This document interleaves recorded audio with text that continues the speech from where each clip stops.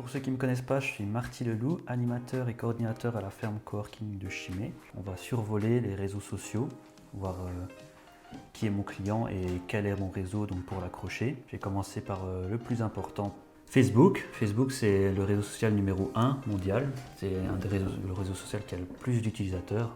C'est le réseau pour moi par défaut à utiliser avant d'aller sur les autres. Il y a les posts qui sont les plus impactants pour Facebook, c'est les lives, les vidéos surtout, les photos et les stories. Les stories en lien avec Instagram, donc comme je cite après. Donc ils se complètent très bien avec d'autres réseaux, mais il faut d'abord commencer par celui-là. Vous pouvez créer un groupe comme Active tes compétences dans lequel nous sommes pour l'instant pour faire on va dire des petites rencontres comme on est en train de faire, ou alors une page pour on va dire informer les gens de manière plus publique. Vous pouvez aussi rejoindre un groupe avec une page et aimer une page avec votre page. Ça on le verra plus tard plus en détail dans un prochain Lunch and Talk dédié à Facebook en particulier. Moi, je conseille toujours de publier 3 à 4 fois par semaine sur Facebook, pas plus. Mais il faut être, on va dire, récurrent. Donc, il ne faut pas publier 3 fois sur une semaine, puis plus rien pendant 3 semaines. Et republier 4 fois sur une semaine, et ainsi de suite. Donc, il faut publier 3 à 4 fois par semaine pendant au moins 3, 4, 5, 6 mois, 1 an, enfin, le plus longtemps possible. Le public le plus présent sur Facebook sont les 18-34 ans. Donc ça c'est important à savoir pour après pour le persona. LinkedIn, donc d'après ce que je vois et ce que j'ai analysé, c'est vraiment on va dire le B2B, donc vraiment business vers le business. C'est un aspect un peu plus pro, mais ça ressemble fortement à Facebook. C'est vraiment le même fonctionnement. C'est un réseau qui permet de partager et découvrir des expériences professionnelles de chacun. Donc vous pouvez vous servir de LinkedIn pour faire une vitrine de votre entreprise, de vous-même, donc pour chercher un emploi, créer de l'emploi, partager votre CV, donc partager vos compétences et ce que vous faites. Le public le plus présent sur les réseaux est un peu plus âgé, donc 25-34 ans. Donc c'est des gens qui ont, on va dire, déjà de l'expérience professionnelle et qui recherchent plutôt à développer leur réseau professionnel, quoi. Instagram, donc Instagram, c'est un réseau de partage d'images et de vidéos, surtout au format smartphone. Donc il y a très peu d'utilisateurs qui sont via l'ordinateur, ça se consomme majoritairement sur le téléphone. Il y a un peu plus de background au post, c'est qu'il faut utiliser plutôt des hashtags. Donc ça, on verra aussi plus en détail lors d'une formation sur Instagram, enfin dans la Lunch and Talk sur Instagram, comment utiliser les hashtags, comment s'en servir. Mais voilà, pour vous dire, en gros, il faut entre 9 et 15 hashtags par post. Et il faut que les hashtags soient, on va dire, en rapport avec votre post, quoi, et avec votre public. Instagram, c'est pour les gens qui recherchent un peu la perfection, mais aussi l'instantané, donc partager des moments plus vivants. Comme j'ai dit, Instagram est en lien avec Facebook, on va dire c'est la même entreprise. Donc il est possible de lier une page Facebook à un profil Instagram et de créer des stories sur Instagram qui se partageront automatiquement sur Facebook. C'est comme sur Facebook, il est aussi possible de créer des publications qui se publient automatiquement sur Instagram. Donc le public le plus présent sur Instagram sont les 18-30 ans. Donc c'est un public un peu moins large que Facebook, mais il est quand même assez large pour y être. C'est intéressant dans le cas où on va dire, vous faites pas beaucoup plus de travail, mais vous partagez sur Instagram et Facebook en même temps. Donc stories pour Instagram et les posts, on va dire, pour Facebook. Ensuite vient TikTok, qui est, on va dire, un réseau en vogue depuis maintenant quelques années. Je pense maintenant, ça fait déjà bien deux années qu'il est vraiment en vogue, en Europe en tout cas, et en Amérique. Donc TikTok, c'est vraiment pour la génération je zappe. C'est vraiment du contenu éphémère qui est vu une fois et après, ou bien on s'en souvient plus, ou bien on voit, le contenu est un peu oublié, quoi. C'est un algorithme assez aléatoire, donc par exemple sur votre profil, vous pouvez faire 100 vidéos, il y aura une vidéo qui aura 100 000 vues, une autre qui en aura que 1000, et ça varie très fortement. Donc ça, c'est à cause de leur algorithme qui prend aléatoirement des vidéos pour les mettre en avant. TikTok, c'est axé sur l'amusement, donc les challenges, les danses, les formats courts. Donc pour vendre, on va dire, un produit ou faire sa promotion, c'est pas le réseau que je conseille, c'est plutôt pour garder contact avec votre communauté, quoi. C'est facile de faire gonfler ces chiffres, mais ça a un peu d'impact. Il faut un autre réseau, par exemple 800 000 abonnés TikTok, ça équivaut à 80 000 abonnés Instagram, qui équivaut à 8 000 j'aime sur une page Facebook.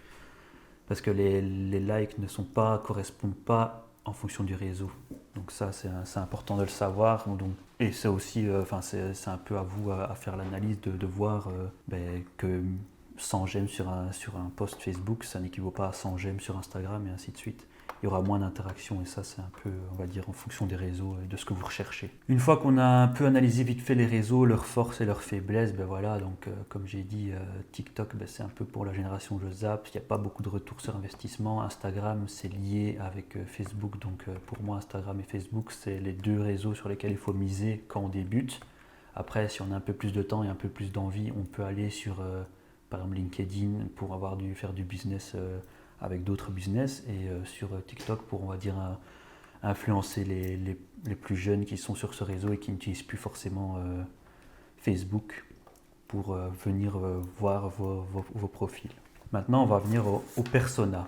Donc le persona, c'est, on va dire, une des premières choses qu'on doit faire quand on développe son entreprise, c'est un petit peu voir qui on vise et comment on veut le viser. Son persona, donc qui est-il? Donc ce qui est important de savoir, c'est son âge moyen, ses revenus, sa formation, sa situation familiale, ses habitudes de consommation et son niveau de digitalisation. Donc là, en sachant vraiment, en ciblant avec ces questions-là qui il est, vous saurez vraiment sur quel réseau viser. Donc si vous ciblez des gens qui ont entre 13 et 24 ans, vous savez qu'il faut aller plutôt sur TikTok et Instagram, tandis que si vous ciblez des gens de 18 à 34 ans, il faudra plutôt Facebook et Instagram. Donc c'est bon de savoir ça aussi. Quel poste, quelle est sa situation professionnelle? Donc quel poste occupe-t-il? Est-ce que c'est un étudiant, donc en fonction de son âge? Est-ce que c'est un infopreneur? Est-ce que c'est un employé, donc il a un job de 8h à 16h en bureau ou de 8h à 17h, enfin il travaille la journée? Est-ce qu'il est indépendant et qu'il n'a pas vraiment d'horaire fixe? Donc ça, c'est un petit peu, quand vous saurez ça, vous saurez quand publier sur les réseaux. Par exemple, pour ce qui est les étudiants, c'est plutôt la soirée entre 20h et minuit. Ce qui est les gens qui travaillent, c'est plutôt après 17h ou alors pendant la pause midi ou pendant les heures de pause habituelles. Les indépendants, comme ils ont tous un horaire variable, faut publier une fois à 18h, une fois le matin, une fois le soir.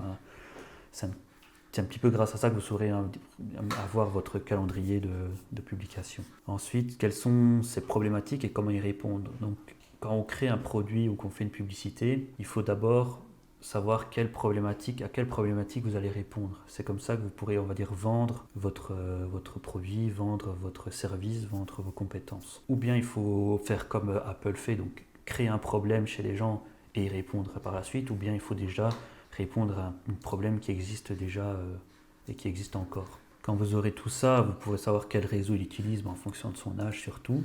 Pour les gens qui veulent cibler plutôt les étudiants ou les adolescents qui ne sont pas, on va dire, maîtres d'eux-mêmes, qui sont sous tutelle ou sous leurs parents, est-ce que c'est lui qui décide ou est-ce que c'est lui qui doit convaincre les parents? Par exemple, une console de salon ou quoi, ils ne veulent pas convaincre les parents de acheter la console, ils veulent convaincre les enfants qui doivent convaincre les parents d'acheter la console. Donc ça, c'est une autre nuance. Donc il faut cibler les gens qui doivent après eux-mêmes faire la promotion de la console. Comment cette personne s'informe-t-il sur vous? Donc comment, on va dire, comment il vous trouve, sur quel réseau vous êtes déjà présent et sur lequel vous misez déjà un peu vos posts, on va dire votre pub, votre promotion.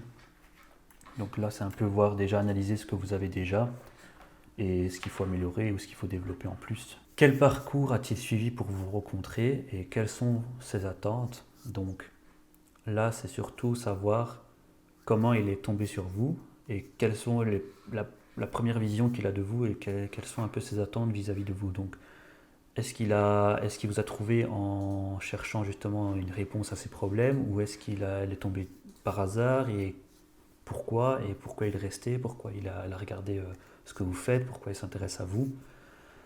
Donc c'est surtout, on va dire, ces questions-là qu'il faut poser. Comment peut-il vous joindre? Donc là, c'est un peu le service après-vente ou basique, donc un numéro de téléphone, une adresse mail, un messenger, un message privé, votre adresse personnelle pour qu'ils sachent qui vous êtes ou quoi, pour qu'ils mettent un nom derrière l'entreprise que vous représentez ou l'association ou quoi. Comment il peut vous joindre et est-ce que c'est ouvert ou fermé, est-ce que c'est guidé ou non?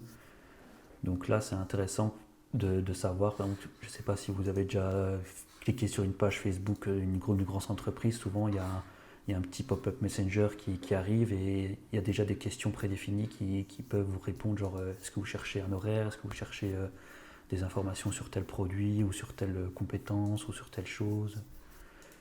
Vous pouvez déjà préprogrammer, on va dire, un petit message automatique.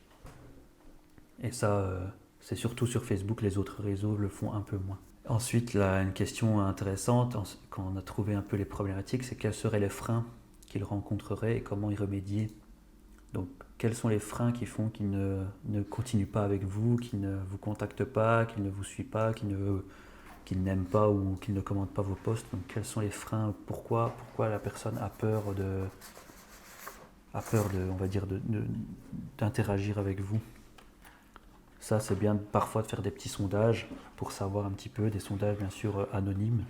Comme ça, vous savez vraiment ce que les gens pensent de vous, vous le savez vraiment, parce que s'ils ne sont pas anonymes, ils savent que vous savez qui ils sont et du coup, ils ne seront pas honnêtes 100% avec vous. Le mieux, c'est de passer par une plateforme externe, par exemple Google Forms, où là, on peut choisir de mettre les réponses en anonyme, donc il suffit de ne pas demander une adresse mail valide et de limiter à une seule réponse par adresse IP en gros. Et Google, avec la protection des données, va me permettre aux gens de répondre sans mettre d'adresse mail et donc d'être anonyme lors des réponses. Je suis sûr il en existe d'autres, mais moi j'utilise personnellement et pour la ferme coworking par exemple le sondage avec Google Forms. Une fois qu'on a toutes ces questions et toutes ces réponses, on va faire un petit exercice pour savoir si vous avez bien, on va dire, suivi. Je vais laisser un peu les questions affichées si vous les souhaitez, les premières et les deuxièmes, mais quel est un peu votre persona pour une entreprise qui vend des systèmes d'alarme pour des maisons? Donc vous allez me faire un petit peu un profil type ou des profils types selon vous. Comment vous allez définir la personne? Quels seront vos clients pour une entreprise qui vend des systèmes d'alarme pour des maisons? On vise un couple propriétaire au moins une villa ou d'une maison assez, on va dire, assez aisée, donc bonne famille. Ils agissent en bon père de famille, donc comme on dit, donc, ils ont au moins un enfant ou deux, ou au moins des animaux dans leur maison. On peut dire que voilà, comme c'est un couple aisé, ben c'est un couple qui souhaite se protéger, la sécurité de leurs biens, parce qu'ils ont des choses, l'informatique, des bijoux, enfin des choses de valeur dans leur propriété, donc c'est qu'ils sont un peu aisés à ce niveau-là. Et voilà, c'est tout simplement ça. Donc c'est des gens qui ont, on va dire, un horaire fixe. Hop. Donc emploi fixe, horaire fixe, souvent, parce qu'ils travaillent en dehors du domicile tous les deux. Et comme ils ont un horaire fixe et qu'ils y sont peu hein, au final chez eux, ils y sont la nuit, les soirées, la nuit pour dormir et les week-ends, sauf s'ils partent en vacances, parce que voilà, ils aiment aussi voyager. Et voilà un petit peu le persona des gens qu'on doit cibler avec. On ne va pas cibler, comme c'est vraiment des systèmes d'alarme pour des maisons, on ne va pas cibler des entreprises, on ne va pas cibler des adolescents parce que c'est pas eux qui vont protéger. Enfin, c'est un peu logique. Et les appartements, souvent, les copropriétés ont déjà des systèmes d'alarme dans la propriété. Donc, et puis il y a le voisinage qui peut aider. Donc là, on va dire une maison un peu plus isolée ou alors des voisins un peu éloignés. Donc c'est pour ça que Villa 4 façades, souvent, c'est publicité pour les maisons à sécuriser. La problématique qu'ils ont rencontrée, comme on a cité, c'est qu'ils souhaitent protéger leurs biens et leur famille et des possibles agressions ou vols.